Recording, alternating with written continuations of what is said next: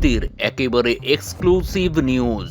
কারা হতে পারেন তৃণমূলের প্রার্থী জানিয়ে ইতিমধ্যেই সারা বাংলা জুড়ে তোলপাড় শুরু হয়ে গিয়েছে। জল্পনার কানাঘুষোয় রাজ্যের রাজনৈতিক মহল একেবারে আলোড়ন ফেলে দিয়েছে।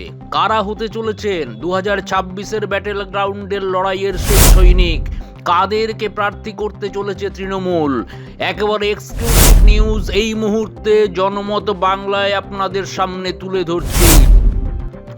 আজ আর কিছুক্ষণ পরেই তৃণমূল কংগ্রেসের তরফে তৃণমূল সুপ্রিমো এবং বর্তমান মুখ্যমন্ত্রী মমতা বন্দ্যোপাধ্যায় সাংবাদিক বৈঠক করে 294টি বিধানসভা কেন্দ্রের প্রার্থী তালিকা ঘোষণা করতে চলেছেন।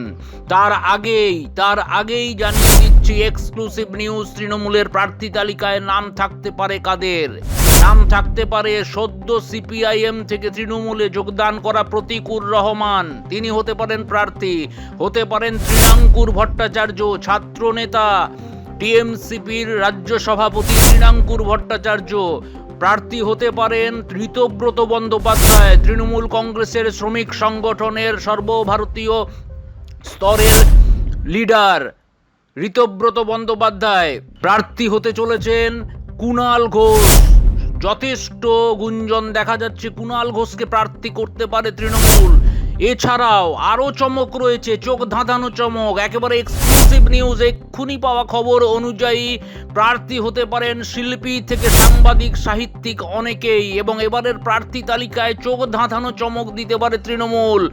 শোনা যাচ্ছে দেবাংশু ভট্টাচার্যের নাম, প্রার্থী হতে পারেন শিল্পী ইমন চক্রবর্তী। প্রার্থী তালিকায় নাম উঠে আসছে সাংবাদিক দেবদীপ পুরোহিতের, হতে পারেন তিনিও। তৃণমূল কংগ্রেস প্রার্থী করতে পারে টলিউডের অভিনেতা, যথেষ্ট পরিচিত মুখ পরমব্রত চট্টোপাধ্যায়কে। প্রার্থী হতে পারেন দেবরাজ চক্রবর্তী। ফলে তৃণমূলের এবারের প্রার্থী তালিকায় কিন্তু যথেষ্ট নতুন মুখ দেখা যেতে পারে, যাদের এর আগে রাজনৈতিক কর্মকাণ্ডে হয়তো সেইভাবে প্রত্যক্ষ করা যায়নি, তারাও পেতে পারেন এবার তৃণমূলের টিকিট। এবং তৃণমূলের টিকিটে এবার কিন্তু যথেষ্ট বড় বড় চমক রয়েছে। আর কিছুক্ষণের মধ্যেই প্রকাশিত হবে পুরো প্রার্থী তালিকা।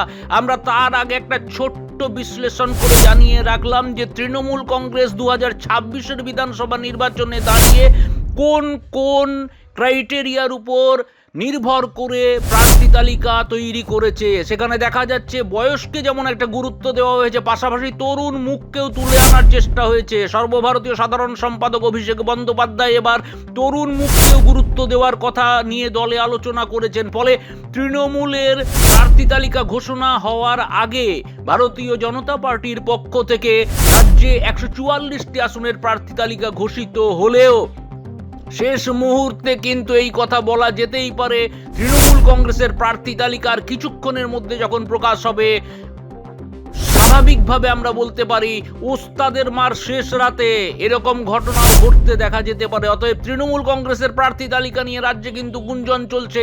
অনেক বিধায়ক টিকিট পাবেন, আবার অনেক পুরনো বিধায়ক কিন্তু টিকিট পাবেন না, ছাঁটাই হতে চলেছে।